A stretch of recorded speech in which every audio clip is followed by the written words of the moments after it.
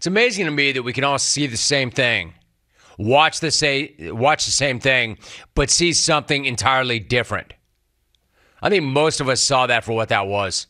Like, as an example, I have seen a ton of sloppy, messy, fugly, downright dumb basketball in my day.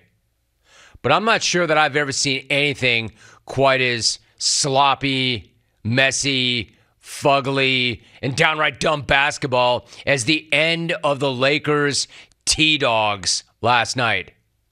Sorry, but none of y'all deserve to be called wolves. There's nothing wolf-like about what I saw from that team last night. There's no wolf in that. Only dog, and the wrong kind of dog. Not the good kind of dog, the bad kind of dog. Like, if you show up in crunch time of the biggest game of your season like that, you immediately get demoted. You have lost the right to be called T-Wolves, T-Dogs, T-Pups, or I don't know, just T-Ass. These dudes did not score a single field goal in the last 6 minutes of regulation.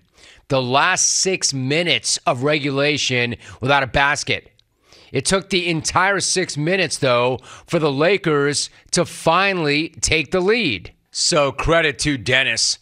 That was an enormous bucket. And it was absolutely the biggest bucket of the final 2 minutes because it was the only bucket of the final 2 minutes of regulation. That was literally the only made field goal in the final 2 minutes for either team. There were lots of bricks, plenty of turnovers. Kyle Anderson dribbled it off his foot with 21 seconds left. The Lakers couldn't even inbound the ball.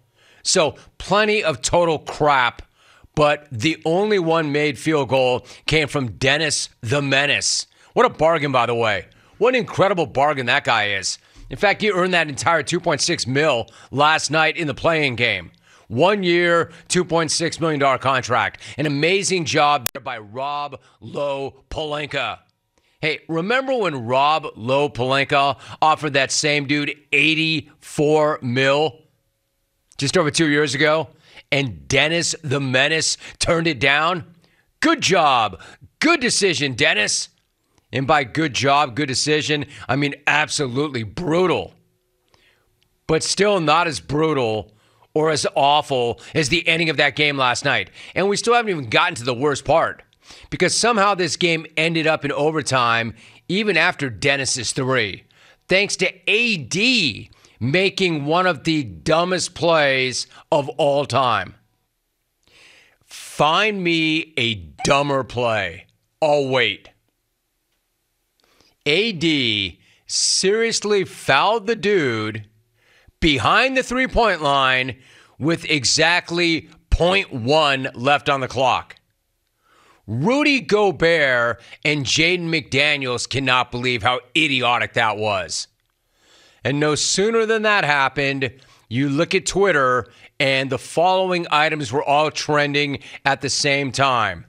Damn AD.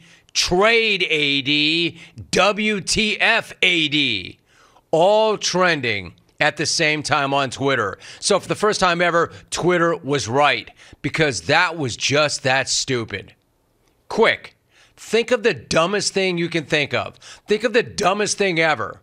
And AD committing that foul in that situation was even dumber than that thought. An unbelievably dumb play.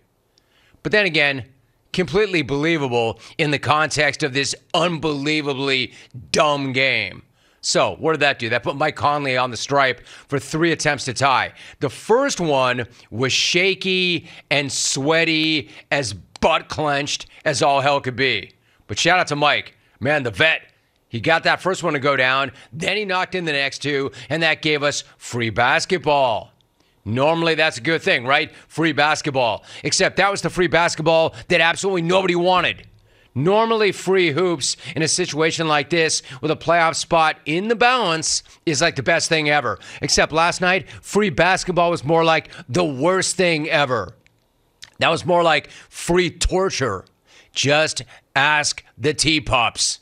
Ask the T-Dogs. Ask the T-Ass. Nobody was looking forward to that overtime less than the T-Ass. Nobody wanted that game to be extended any less than the T-Ass. So basically, because they didn't want to be there, and I'm sure they'll say, oh, no, we wanted to. We just gassed out. No, you didn't. You obviously didn't want to be there.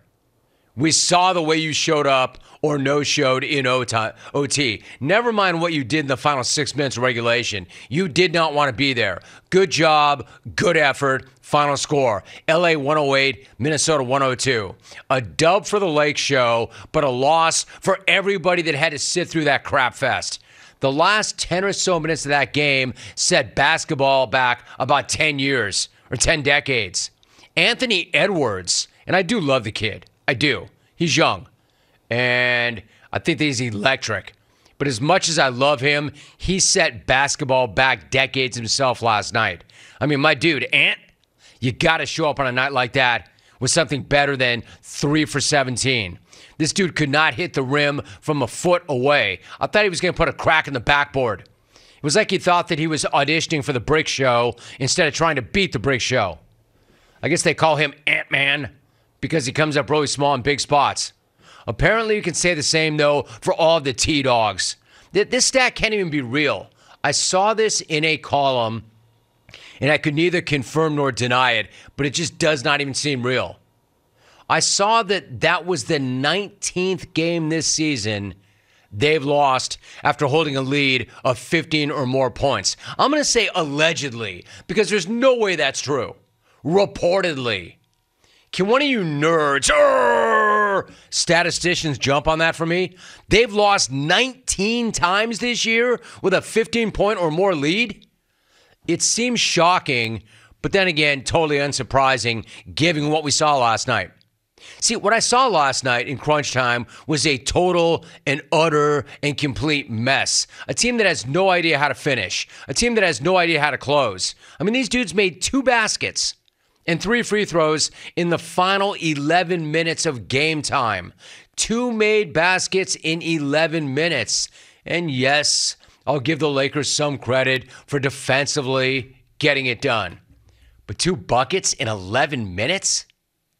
And even then, despite all that, the Lakers barely squeak by, barely get it done, and nearly did lose and should have lost, really.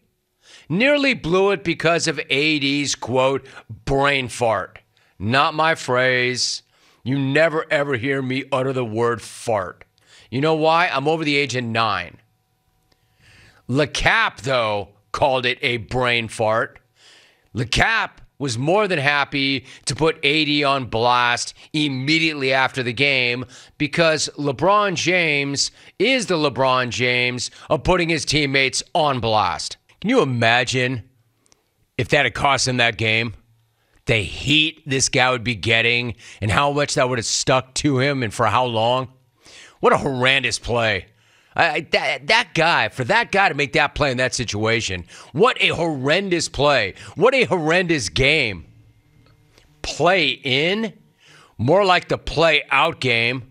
Because who the hell seriously thinks that either of these teams deserve anything after that bleep show? And yet the Lakers are on to the playoffs. And somehow the Wolves actually get to play another game. Well, they have to play another game. They have to regroup and play another game.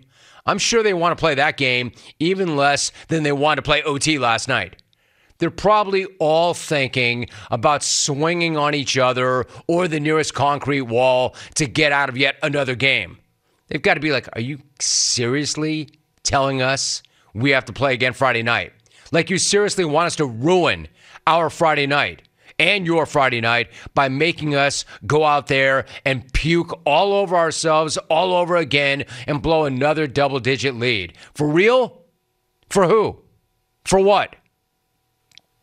Oh, and one more thing. Well, 10 more things, really. But one more thing. The last thing I need is for LeCap. And this is why he's LeCap. And I'll give this guy this. He was unbelievable last night. The guy really was. LeCap was incredible last night. How the hell this guy's still doing these things at 38, I have no idea. I have to give him that. LeCap was incredible. But he's still LeCap. And I'll tell you why that is. LeCap tried to tell me how good the T-Dogs are.